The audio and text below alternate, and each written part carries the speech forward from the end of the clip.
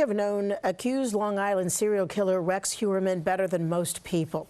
We are speaking of his former executive assistant at his architectural firm here in Manhattan. And she spoke exclusively with investigative reporter Kristin Thorne. Kristin is here now with a look at this conversation. The whole story is fascinating to everyone in this area. So what did we learn from this? Well, Donna Sturman, she's the former secretary for accused Gilgo Beach serial killer Rex Heuermann. She is still in shock about all this, and she hasn't wanted to speak about it until now.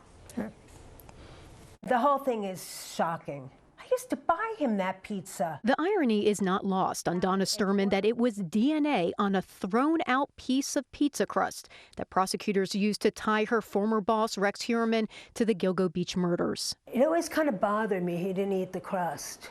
Okay. Sturman knew Heuermann's habits. She worked as his executive assistant for a year beginning in 2017. Prosecutors say a decade prior, Heuermann began his killing spree, murdering 4 women in 3 years and disposing of them at Gilgo Beach. Heuermann has pled not guilty to the charges. When you saw his name in the news, I thought I was hallucinating. After I had seen that he had been arrested, they had all the video of the surveillance, and I knew exactly where he was. I mean, even the garbage pail that on the corner there, when you see the mugshot of him, you know, I never really looked at him like that. And then to see him in court, you know, in handcuffs, I was completely and utterly freaked out. Sturman says she felt something bad in her gut when she took the job with Heuermann 7 years ago, but she needed a job because she was having financial difficulties from what she calls an involuntary bankruptcy. But he offered me so much money, and again, my situation being rendered without any money, I took it. what was it like working for him? I never sat down. I mean, I was constantly busy. Did Rex ever talk about his personal life? No.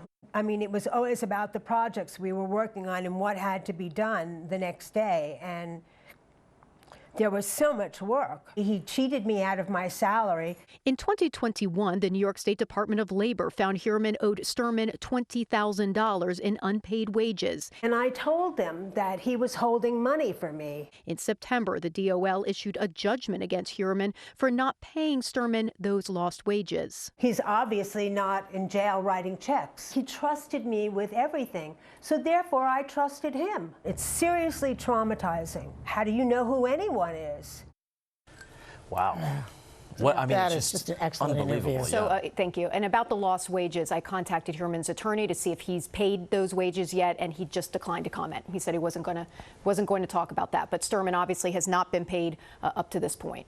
It's spectacular to hear from people who know him well, because you just don't believe that people didn't suspect something. Yeah, I know, and she was around him day in and day out, from the morning to the night. In fact, he liked to work at night, she said, and so she was often there with him when he was working late at night. And no, she never suspected. I mean, she described when she saw his name on her phone, like the world was moving in slow motion. I think we can understand that, right? Yeah. Sure. When it's just like, how is this even happening? You've had the rug pulled out from under you, and I think we still should announce Yes. it is accused. Absolutely. And he has pled not guilty to all these charges. All right, Kristin, thank you. Of course, we still